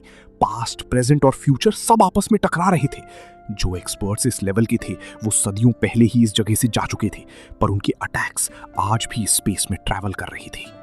इस घटना के बाद उन्होंने लगातार आधे महीने तक उस स्पेस में ड्रिफ्ट किया। उन्हें कोई रास्ता नहीं मिल रहा था और ना ही उन्हें वक्त का सही अंदाजा हो रहा था। तभी अचानक उनके ठीक सामने दो बेहद चमकती हुई लाइट बीम्स अपीयर हुई। इससे पहले कि कोई रिएक्ट कर पाता, वो दोनों लाइट बीम्स पलक झपकते ही उनके पास पहुंच गई। जल्दी हटो, मार्शल इम्प्रिंट जोर से चिल्लाया। सब लोग अपनी अपनी जान बचाकर अलग अलग डायरेक्शंस में उड़े। उन लाइट बीम्स ने शाओ चेन को ग्रेज किया। शाओ चेन की बॉडी पर पहने हुए उस invincible underworld iron battle suit ancestor God armour पर दो हल्की से स्क्रैच के निशान पड़ गए थे। शाओ चेन शॉक में था। जो आर्मर किसी भी अटैक को झेल सकता था, उस पर स्क्रैच। ये दो एंसेस्ट्रल गॉड वेपन्स हैं। मार्शल इम्प्रिंट ने पहचान लिया और तुरंत एक रोशनी बनकर उन वेपन्स का पीछा करने लगा। पर अफसोस, कुछ दिन उनका पीछा करने के बाद वो दोनों वेपन्स उस इन्फिनिट स्पेस में हमेशा के लिए गायब हो गए। एक के बाद एक इतने डेडली एनकाउंटर्स फेस करने के बाद बाईकी जैसा शांत और स्टोइक इंसान भी बोल पड़ा, ये केओटिक स्पेस टाइम सच में एक ईविल जगह है। उनकी उम्मीद लगभग टूट चुकी थी। पर तभी गोल्डन डिवाइन हैल्बर्ड खुशी से चिल्लाया, इमॉर्टल आइलैंड, आगे एक इमॉर्टल आइलैंड है। सबने आगे देखा। अब तक उन्हें जो भी तैरते हुए पहाड़ या आइलैंड्स मिले थे वो सब बंजर और मरे हुए थे। लेकिन उनके ठीक सामने जो विशाल आइलैंड फ्लोट कर रहा था वो बिल्कुल अलग था। वो पूरी तरह से हरा भरा था। उसमें से एक फ्रेश लाइफ गिविंग आबो हवा निकल रही थी। दूर से ही उन्हें वहां पेड़ पौधों की महक और जानवरों की दहाड़ सुनाई दे रही थी। बिना कोई वक्त गवाए वो सब तेजी से उस आइलैंड पर लैंड कर गए। आसपास का नजारा किसी जन्नत जैसा था। खूबसूरत फूल, घने जंगल और बेहद शांत माहौल। मौत के तूफान के बाद ये उनके लिए एक सेफ जोन जैसा था। लेकिन इस जन्नत में भी खतरे थे। जैसे ही वो आइलैंड पर थोड़ा आगे बढ़े, उनके सामने से एक विशाल बिग ईयर्ड रैबिट उड़ता हुआ गुजरा, जिसके ठीक पीछे 2 खतरनाक एलिफेंट हेडेड बर्ड्स, हाथी के सर वाली चिड़िया शिकार कर रही थी। ये सब वही प्री हिस्टोरिक प्रागैतिहासिक क्रीचर्स थे जिन्हें शाओ चेन ने ड्रैगन आइलैंड पर फेस किया था। तभी रंबल की आवाज आई। दूर एक पहाड़ की रिज अचानक से पलट गई, जिससे पूरा आइलैंड जोर से हिला। वो कोई पहाड़ नहीं बल्कि एक super massive pre historic snake था। मार्शल इम्प्रिंट ने तुरंत सबको वार्न किया, ये एक प्री हिस्टोरिक इमॉर्टल आइलैंड है जो गलती से इस केओटिक स्पेस टाइम में गिर गया था। यहां सदियों पुराने अनजान और खतरनाक क्रीचर्स बचे हुए हैं। इन्हें बिल्कुल प्रोवोक मत करना, वरना लेने के देने पड़ जाएंगे। जब तक हम उन्हें छेड़ेंगे नहीं, वो हम पर अटैक नहीं करेंगे। सबने साइलेंटली अग्री किया और छुपते छुपते आइलैंड को एक्सप्लोर करने लगे। एक्सप्लोर करते हुए वो लोग इस आइलैंड के सबसे ऊंचे पहाड़ की चोटी पीक पर पहुंचते हैं। वहां उनकी नजर एक बेहद विशाल नीले रंग के पत्थर पर पड़ती है। उस पत्थर पर कुछ एंशिएंट वर्ड्स उकेरे हुए थे। जब शाओ चेन ने उन वर्ड्स को ध्यान से देखा तो उसके चेहरे पर एक अजीब सा एक्सप्रेशन आ गया। उस पत्थर पर लिखी हुई हैंडराइटिंग बेहद यूनिक थी, या यूं कहें तो बिल्कुल टेढ़ी मेढ़ी और इमैच्योर थी, जैसे किसी छोटे बच्चे ने पहली बार लिखना सीखा हो। और सबसे बड़ी बात, ये हैंडराइटिंग स्टाइल शाओ चेन की जानी पहचानी थी। ये ठीक वैसी ही टेढ़ी मेढ़ी और क्यूट हैंडराइटिंग थी जैसी हमारा प्यारा लिटिल बीस्ट कीके लिखता था। दोनों की राइटिंग स्टाइल में इतनी ज्यादा सिमिलैरिटी थी कि शाओ चेन अपना सर खुजाने लगा कि आखिर ये यहाँ आया कैसे। जैसे ही उस ओल्ड फेकर मार्शल इम्प्रिंट ने उस पत्थर की हैंडराइटिंग देखी, उसके अंदर की सारी एनर्जी किसी वोल्केनो की तरह इरप्ट होने लगी। उसका चेहरा गुस्से से लाल हो गया। ये देखकर शाओ चेन और बाकी सबको तुरंत समझ आ गया कि आखिर चक्कर क्या है। ये वही सेम हैंडराइटिंग थी जो उस सुप्रीम बीइंग की थी जिसने वेपन बैरियल वैली में इस पावरफुल मार्शल इम्प्रिंट के बॉडी पर जबरदस्ती वर्ड्स कार्व किए थे। ओल्ड फेकर ने गुस्से में अपने दांत पीसते हुए उस ब्लू स्टोन पर लिखा हुआ मैसेज पढ़ा, इधर आओ, अगर तुम इस कियोटिक स्पेस टाइम से जिंदा बाहर निकलना चाहते हो तो इस लॉर्ड मेरे द्वारा लिखे गए इस पत्थर की 3 दिन तक पूजा करो, वर्शिप, तब जाकर बाहरी दुनिया का रास्ता अपने आप खुल जाएगा। ये पढ़ते ही ओल्ड फेकर गुस्से से पागल होने लगा। शाओ चेन और बाकी सब अंधी हैरानी में थे। ये लॉर्ड जिसने ये लिखा था, उसकी हैंडराइटिंग भले ही मजाक जैसी थी, पर उसकी ताकत इतनी हेवन डिफाइंग थी कि उसने उस मौत की वैली में एंसेस्टर गॉड को अपने इशारों पर नचाया था। पर इस मैसेज में उसने एक और लाइन लिखी थी, मैं सिर्फ एंसेस्ट्रल गॉड लेवल के कल्टीवेटर्स की ही पूजा इंसेंस एक्सेप्ट करता हूं, बाकी के आम लोग अपना वक्त बर्बाद ना करें। ये कंडीशन सुनकर सबके दिमाग घूम गए। ये इंसान कितना ज्यादा एरोगेंट और ओवरपावर्ड था कि उसे सिर्फ एंसेस्ट्रल गॉड से पूजा करवानी थी। ओल्ड फेकर ने गुस्से में पत्थर को तोड़ने के लिए हाथ उठाया, पर गोल्डन हेल्बर्ड और ब्लैक आयरन सील ने उसे रोक लिया। लॉर्ड फ्रॉड, शांत हो जाइए, हम वैसे भी यहां हमेशा के लिए फंस चुके हैं। क्या पता इस पत्थर को पूजने से सच में रास्ता खुल जाए। शाओ चेन ने भी स्मोक करते हुए आग में घी डाला। सीनियर, जान बचाना ज्यादा जरूरी है, आप थोड़ी देर के लिए झुक जाएंगे तो क्या चला जाएगा। ओल्ड फेकर चिल्ला उठा, तुम दोनों चुप रहो, अगर पूजा करनी है तो तुम लोग करो, मैं इस कमीने के आगे कभी नहीं झुकूंगा। तभी वहां से एक 9 टेल्ड स्पिरिट फॉक्स, 9 पूंछ वाली लोमड़ी गुजर रही थी। ब्लैक आयरन सील को एक आइडिया आया। उसने एक डार्क लाइट छोड़कर उस लोमड़ी को पकड़ने की कोशिश की, पर उस लोमड़ी ने अपने बचाव में एक ऐसी गैस छोड़ी जिसने उस हाफ मार्शल एंसेस्टर वेपन के सेंसेस को भी टेम्पररीली पैरालाइज कर दिया। मां कसम, इस आइलैंड का एक छोटा सा जानवर भी इतना अजीब है, ब्लैक आयरन सील ने शौक में कहा। ओल्ड फेकर ने तुरंत एक ग्रीन लाइट से उस फॉक्स को फ्री किया। फिर उन्होंने जबरदस्ती उस बेचारी हाईली इंटेलिजेंट स्पिरिट फॉक्स को उस पत्थर के आगे 3 दिन तक कोटो माथा टेकने पर मजबूर किया। 3 दिन बाद उस ब्लू स्टोन से एक रोशनी निकली और एक नया टेढ़ा मेढ़ा टेक्स्ट अपीयर हुआ। जो लोग half martial ancestor god level के नहीं हैं, वो अपनी एनर्जी वेस्ट ना करें, इस आइलैंड पर आराम से रहो, मैं तुम्हें जिंदगी भर शांति का आशीर्वाद देता हूं। तभी वहां से एक 9 टेल्ड स्पिरिट फॉक्स यानी 9 पूंछ वाली लोमड़ी गुजर रही थी। ब्लैक आयरन सील को एक आइडिया आया। उसने एक डार्क लाइट छोड़कर उस लोमड़ी को पकड़ने की कोशिश की, पर उस लोमड़ी ने अपने बचाव में एक ऐसी गैस छोड़ी जिसने उस हाफ मार्शल एंसेस्टर वेपन के सेंसेस को भी टेम्पररीली पैरालाइज कर दिया। माँ कसम, इस आइलैंड का एक छोटा सा जानवर भी इतना अजीब है, ब्लैक आयरन सील ने शॉक में कहा। ओल्ड फेकर ने तुरंत एक ग्रीन लाइट से उस फॉक्स को फ्रीज किया। फिर उन्होंने जबरदस्ती उस बेचारी हाईली इंटेलिजेंट स्पिरिट फॉक्स को उस पत्थर के आगे 3 दिन तक कोटाओ यानी माथा टेकने पर मजबूर किया। 3 दिन बाद उस ब्लू स्टोन से एक रोशनी निकली और एक नया टेढ़ा मेढ़ा टेक्स्ट अपीयर हुआ। जो लोग half martial ancestor god level के नहीं हैं, वो अपनी एनर्जी वेस्ट ना करें। इस आइलैंड पर आराम से रहो, मैं तुम्हें जिंदगी भर शांति का आशीर्वाद देता हूं। ये पढ़कर सबके चेहरे लटक गए। फॉक्स की पूजा काम नहीं आई क्योंकि वो एंसेस्टर लेवल की नहीं थी। अब उनकी सारी निगाहें उस ओल्ड फेकर मार्शल इम्प्रिंट पर टिक गई। मेरी तरफ मत देखो, मैं मर जाऊंगा पर इस फ्रॉड की पूजा नहीं करूंगा, उसने स्टबर्न होकर कहा। लेकिन दिन गुजरते गए, करीब आधा महीना और निकल गया और उन्हें इस डायमेंशन से निकलने का एक सिंगल क्लू तक नहीं मिला। आखिरकार उस मार्शल इम्प्रिंट की हिम्मत जवाब दे गई और उसका पेशेंस खत्म हो गया। एक दिन अचानक से बिना कोई वार्निंग दिए उस ओल्ड फेकर ने लाइटनिंग फास्ट स्पीड से 4 जोर के थप्पड़ मारे। एक शियाओ चेन को, दूसरा बाईची को, तीसरा गोल्डन हेल्बर्ट को और चौथा ब्लैक आयरन सील को। उन चारों को कुछ समझ ही नहीं आया कि ये ओल्ड फ्रॉड अचानक पागल क्यों हो गया है, और उस सुप्रीम बीइंग के एक ही झटके में वो चारों के चारों वहीं जमीन पर बेहोश होकर गिर पड़े। जब शाओ चेन और उसके साथियों को दोबारा होश आया तो उन्होंने देखा कि आसपास का पूरा नजारा ही बदल चुका था। वो जायंट ब्लू स्टोन पूरी तरह से टुकड़ों में टूट चुका था और जिस पहाड़ की चोटी पर वो खड़े थे वो पूरी की पूरी चोटी ही जमीन के बराबर फ्लैटन हो चुकी थी। उनके सामने वो ओल्ड फेकर किसी बैल की तरह जोर जोर से हाँफ रहा था और उसका चेहरा इतना ज्यादा काला और गुस्से में भरा था जैसे पूरी दुनिया ने उससे पैसे उधार ले रखे हों। ये सब देखकर उन दोनों शातिर वेपन्स हेल्बर्ट और सील और बाईची को तुरंत पूरी गेम समझ आ गई। उन्हें बेहोश इसलिए किया गया था ताकि उनकी पीठ पीछे ही ओल्ड फेकर उस पत्थर के आगे कोटाव कर सके। बाईची ने सीधे पॉइंट पर आते हुए पूछा, सीनियर, तो नतीजा क्या निकला? क्या आपको पूजा करने के बाद यहां से निकलने का रास्ता मिला?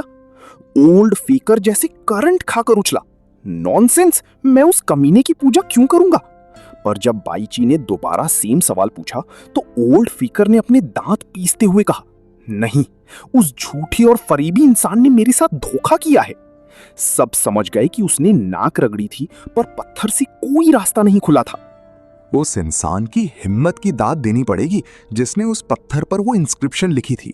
सदियों पहले लिखी एक लाइन ने इस एंसेस्टर गॉड लेवल के सुप्रीम बीइंग को पूरी तरह से अपनी उंगलियों पर नचाकर रख दिया था। इस घटना के कुछ दिन बाद शाओ चेन और उसकी टीम उस आइलैंड को छोड़कर वापस उस कियोटिक स्पेस टाइम में ड्रिफ्ट करने लगे। पिछले 20 दिनों से वो ओल्ड फेकर बस अपने दांत पीस रहा था। उसके मुंह से हर दिन बस एक ही लाइन निकल रही थी, मैं तुझे 100 बार श्राप देता हूं, 100 बार श्राप देता हूं। और जब वो ये बोलता तो वो अनजाने में शाओ चेन को इतनी भयानक नजरों से देखता कि शाओ चेन की रीढ़ की हड्डी यानी स्पाइन में ठंडक दौड़ जाती। शाओ चेन चुपचाप अपना सर घुमा लेता ताकि उससे आई कांटेक्ट ना हो। तभी उन्हें अपने पैरेलल एक स्पेस टाइम टनल में एक स्नो वाइट जेंटल सी रोशनी तैरती हुई दिखाई दी। जब शाओ चेन ने अपने सेलेस्टियल आई से ध्यान से देखा तो उसके मुंह से आश्चर्य से निकला, केकी यहां कैसे आ गया? शाओ चेन शॉक में था। उसने जोर से आवाज लगाई पर पैरेलल टनल होने की वजह से उसकी आवाज वहां तक नहीं पहुंच सकती थी। लेकिन जैसे जैसे वो सफेद रोशनी उनके और करीब आई, शाओ चेन की आंखें फटी की फटी रह गईं। जो फिगर उस रोशनी के अंदर तैर रहा था वो दिखने में केके जैसा ही था, 1 फुट लंबा और जेडे की तरह सफेद, लेकिन उसकी ऑरा और डिमीनर में जमीन आसमान का अंतर था। ये केके किसी प्यारे और आलसी बच्चे जैसा नहीं लग रहा था। इस केके ने अपने आंखों पर एक ब्लैक क्रिस्टल का मिरर पहना हुआ था, जिसे प्री हिस्टोरिक रूइंस में सनग्लासेस यानी काला चश्मा कहा जाता है। उसने अपने दोनों हाथ पीछे की तरफ बांधे हुए थे। उसका सर पूरे घमंड के साथ आसमान की तरफ उठा हुआ था और उसके मुंह में एक स्ट्रॉ यानी तिनका दबी हुई थी। यहां तक कि उसके सर के सफेद बाल भी पीछे की तरफ कोम्ड थे, स्वेप्ट बैक हेयर स्टाइल। ये पूरे यूनिवर्स का सबसे कूल और बैडएस छोटा जानवर लग रहा था। शाओ चेन अभी इस नए कूल लुक को प्रोसेस कर ही रहा था कि तभी उसके बगल में खड़ा मार्शल इम्प्रिंट यानी ओल्ड फेकर बिल्कुल पागलों की तरह फट पड़ा। ये सच में तू ही है? तू कमीने, तू वही है, रुक जा वहां, मैं तुझे छोड़ूंगा नहीं। मार्शल इम्प्रिंट की पूरी बॉडी गुस्से से ऐसे थर थर कांप रही थी जैसे अभी उसे हार्ट अटैक आ जाएगा। हालांकि इसे पता था कि ये असल में कोई फिजिकल फॉर्म नहीं, बल्कि इस कियोटिक स्पेस टाइम में हजारों साल पहले छोड़ा गया एक ट्रेस यानी प्रोजेक्शन है जो गलती से यहां ड्रिफ्ट कर रहा है। फिर भी ओल्ड फेकर अपने इमोशंस कंट्रोल नहीं कर पाया। तो कमीने, तूने एंसेस्ट्रल गॉड्स की सारी स्पिरिचुअल एसेंस यानी शक्तियां अकेला खा ली थी। उसमें मेरा भी हिस्सा था पर मुझे कुछ नहीं मिला, और उसके ऊपर तूने मेरी बॉडी पर वर्ड्स कार्व किए। मैं तुझे श्राप देता हूं। ओल्ड फेकर की चीखें पूरे स्पेस में गूंज रही थी। ये सच्चाई एक बॉम्ब की तरह थी जिसने इस वैली में तबाही मचाई थी। जिसने इस एंसेस्टर गॉड के साथ खिलवाड़ किया था वो आज का केके नहीं बल्कि केके का एंसेस्टर था।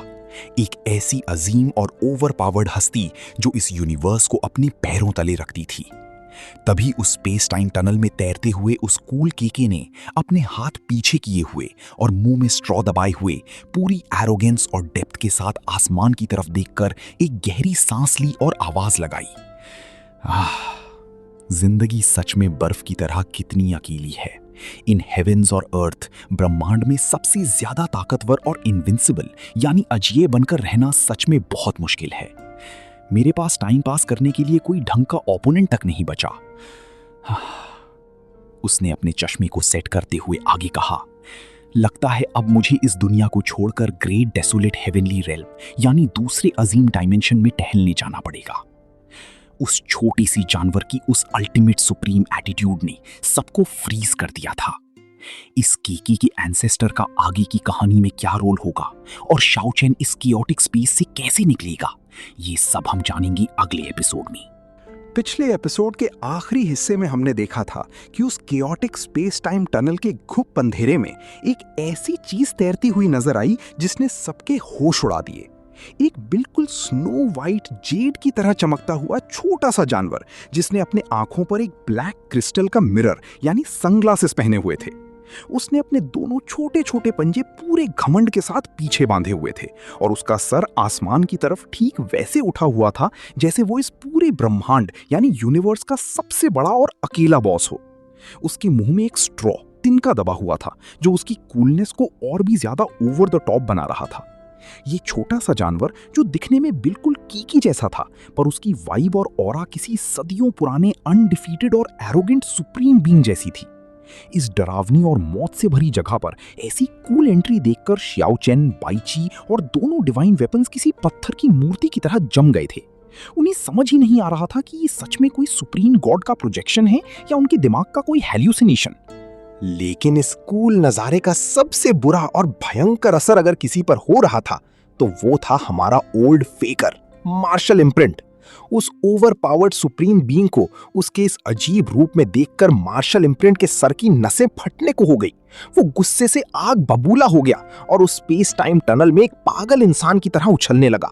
उसकी पूरी बॉडी ऐसे थर थर कांप रही थी जैसे उसने गलती से हाई वोल्टेज बिजली का नंगा तार पकड़ लिया हो। कमीने, ये तू ही है, तेरा वही घटिया और एरोगेंट एटीट्यूड। ओल्ड फेकर का डर और गुस्सा दोनों एक साथ ज्वालामुखी की तरह बाहर आ रहे थे। वहीं दूसरी तरफ शियाओ चेन का दिमाग तेजी से दौड़ने लगा। उसने मार्शल इम्प्रिंट के रिएक्शन और उस लिटिल बीस्ट के ऑरा को जोड़ा। अचानक उसके दिमाग की बत्ती जली। उसने उस बंजर आइलैंड पर पत्थर पर लिखी हुई वो टेढ़ी मेढ़ी हैंडराइटिंग याद की। वो हैंडराइटिंग केके की नहीं थी बल्कि इस केके के एंसेस्टर की थी। दोनों की राइटिंग एक जैसी खराब थी पर ये केके का एंसेस्टर इस यूनिवर्स के सबसे खतरनाक और पावरफुल बीइंग्स में से एक था। शियाओ चेन ने अपने पसीने पोंछते हुए सोचा कि केके तो चलो क्यूट है पर इसके खानदान का एटीट्यूड तो मौत से भी ज्यादा डेंजरस है। वो कूल छोटा बीस्ट अभी भी अपने दोनों हाथ पीछे बांधे आसमान की तरफ देख रहा था। उसने लगभग आधे दिन तक वहां एक लफ्ज भी नहीं कहा, बस अपने कूल पोज में आसमान को घूरता रहा। ओल्ड फेकर गुस्से में दांत पीसते हुए चिल्लाया, डैम इट, तू कुछ आगे बोलता क्यों नहीं है? तभी लिटिल बीस्ट ने एक लंबी सांस ली और अपने नार्सिसिस्टिक अंदाज में कहा, हजारों साल बीत गए पर एक लायक दुश्मन नहीं मिला। मैं अपनी ही इस टैलेंट और ताकत से परेशान हूं।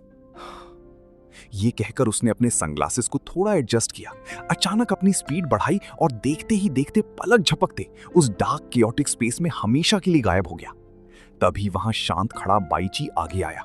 उस महान जनरल ने तुरंत अपना दिमाग चलाया और ओल्ड फेकर से कहा, सीनियर, लगता है आपका उस पत्थर पर पूजा करना बेकार नहीं गया।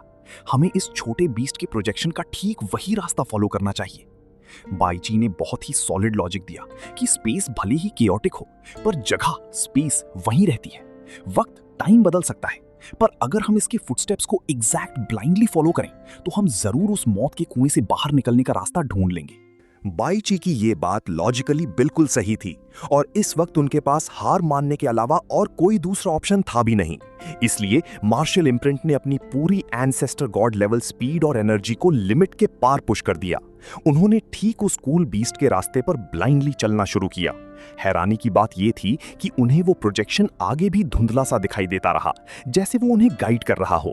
लगातार 7 से 8 दिनों तक वो उस केओटिक और अनप्रेडिक्टेबल स्पेस में उसका पीछा करते रहे। हर पल उन्हें स्पेस टाइम के खतरनाक क्रैक्स और ब्लैक होल से बचना पड़ रहा था। फिर अचानक वो छोटा बीस्ट एक पानी की लहर, वाटर कर्टन जैसी अजीब स्पेस में से गुजरकर बिल्कुल गायब हो गया।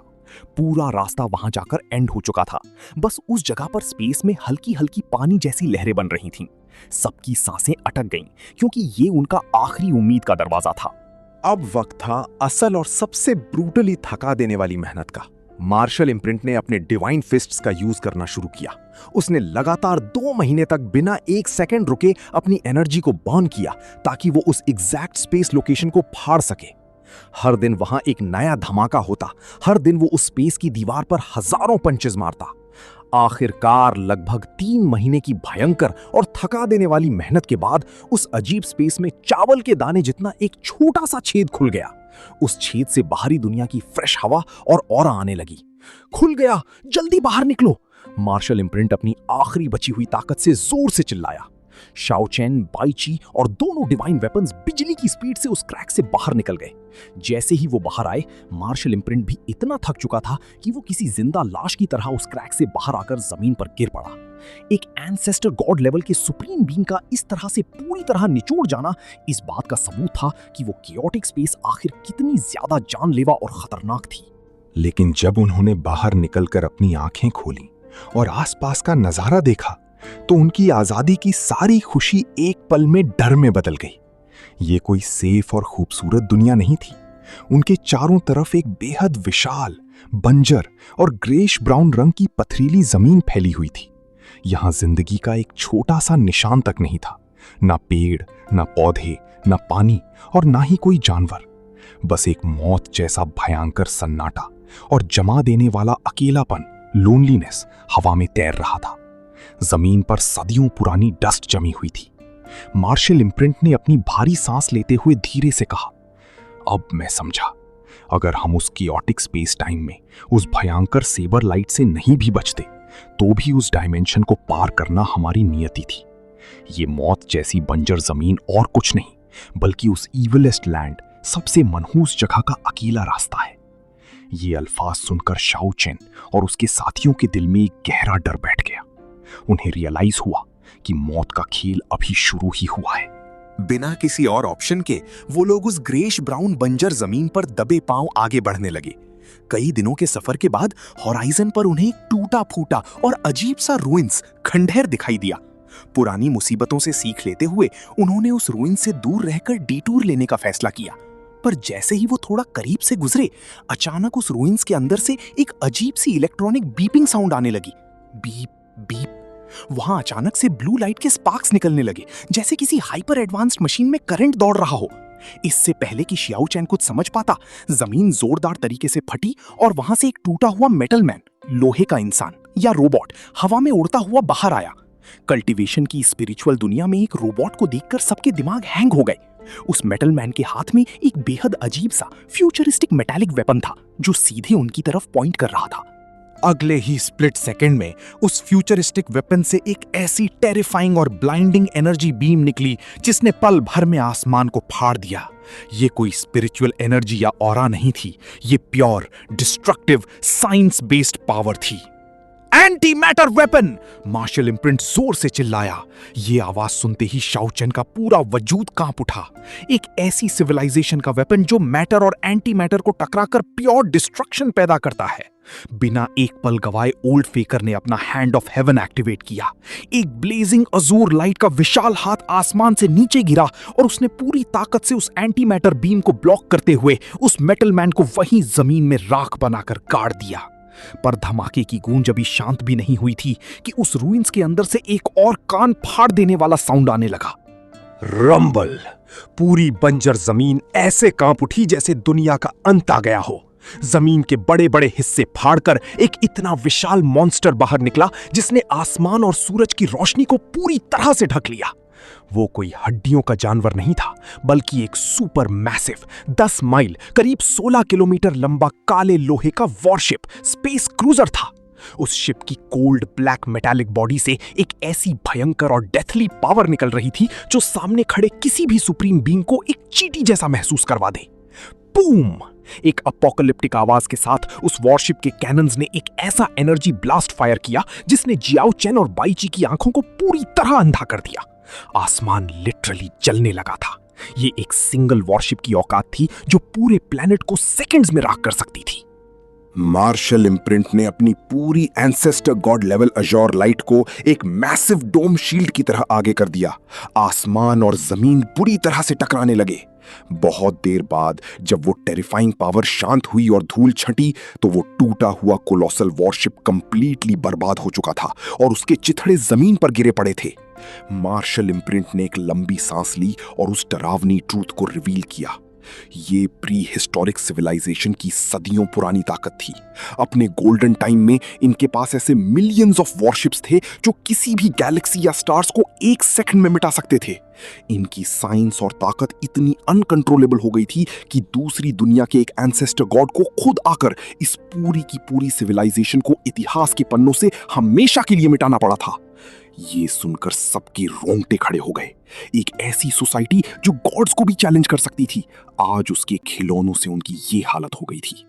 इस मौत के नंगा नाच के बाद उन्होंने उस वॉरशिप के रूइंस को पीछे छोड़ा और आगे बढ़े।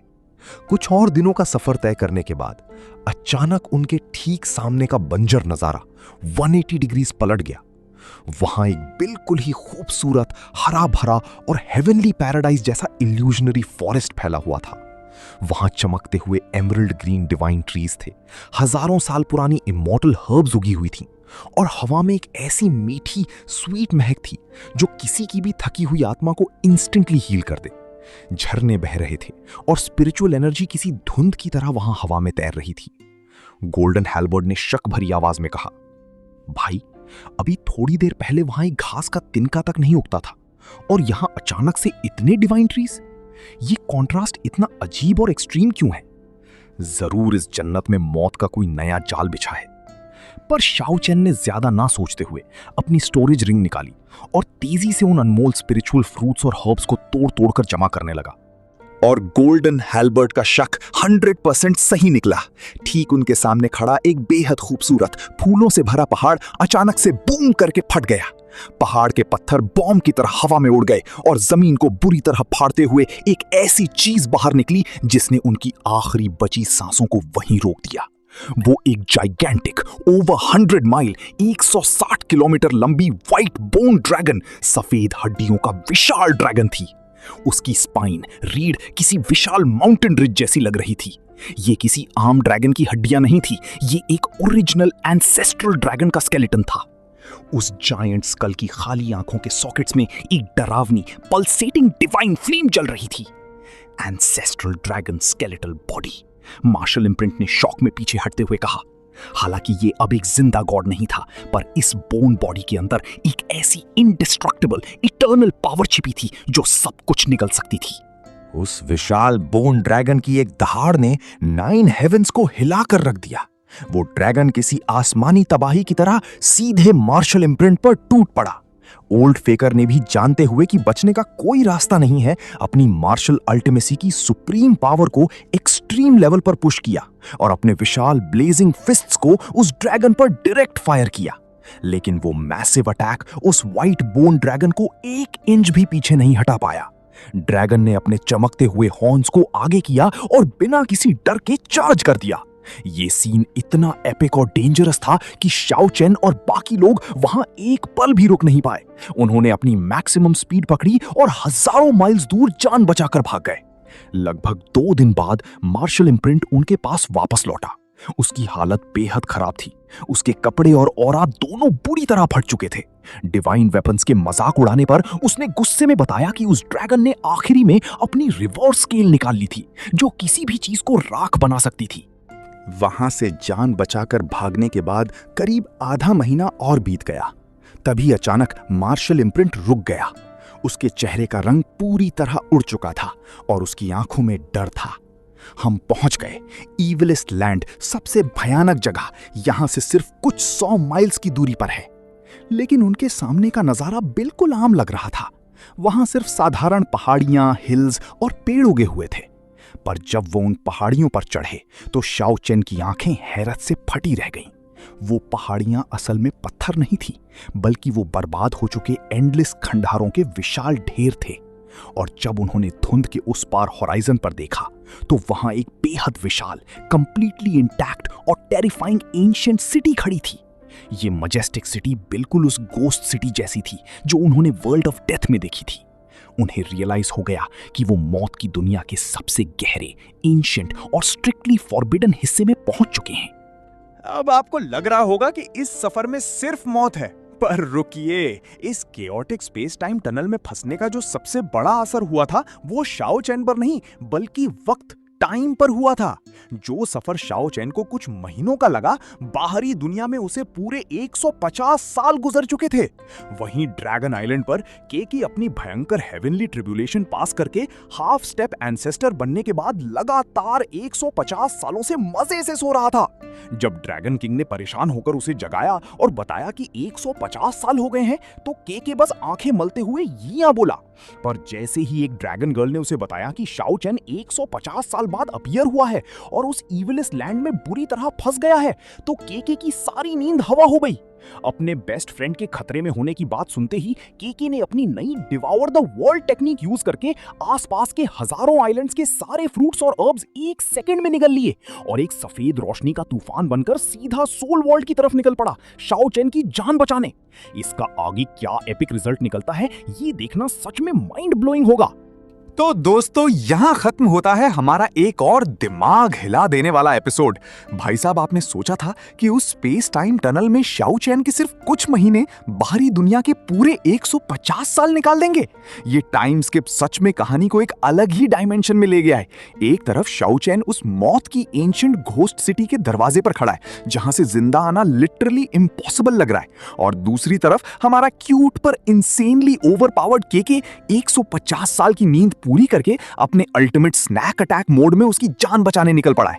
आगे का एक्शन और इन दोनों का 150 साल बाद रियूनियन सच में इस सीरीज का सबसे एपिक और इमोशनल मोमेंट होने वाला है। अब आती है आपकी बारी। अगर आपको ये प्री हिस्टोरिक वॉरशिप वाला ट्विस्ट और केके का डिवावर द वर्ल्ड टेक्निक देखकर मजा आया, तो इस वीडियो पर 100 लाइक्स का चैलेंज जल्दी से कंप्लीट करवा दो। जैसे ही 100 लाइक्स हिट होंगे, मैं अगला एपिसोड तुरंत ड्रॉप कर दूंगा। कमेंट करके बताओ कि क्या केके अकेले उस घोस्ट सिटी की अनबीटेबल मुसीबतों को संभाल पाएगा। चैनल को सब्सक्राइब करना मत भूलना। मिलते हैं नेक्स्ट एपिसोड में। Till then keep cultivating and keep watching.